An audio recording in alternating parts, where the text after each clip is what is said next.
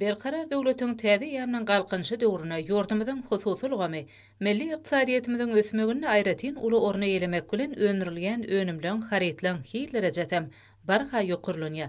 Arkadaly gahrman serdarymyzyň telekeçlere berýän kömekdir gollawlary, döredýän giň mümkinçilikleri, her bir işugur telekeçiniň halkymyza hyzmat etmekdäki işçiliginiň höwesiniň artmagyna uly ýardam berýär.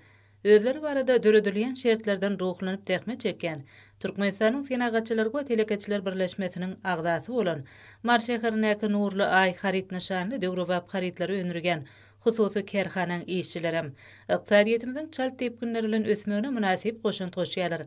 Kerhanaň elçe pergelin gaýdlarynyň ýokary öňürçilikli işleme netijesinde bu ýerde her paslyň özüne mahsus bolan egin eşikler taýýarlanýar.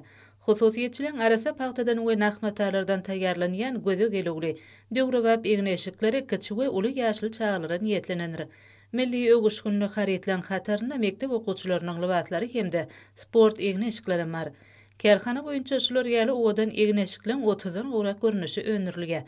Häzirki wagtda özleriniň ýokary killi haritleri bilen içerki wagtlarymyzda öpçün edýän hususiýetçiler geljekde Türkmenistany öňürli diýen ýazgy bilen öz önümlerini daşary ýurt bazarlaryna da eksport etmegi meýilleşdirýärler.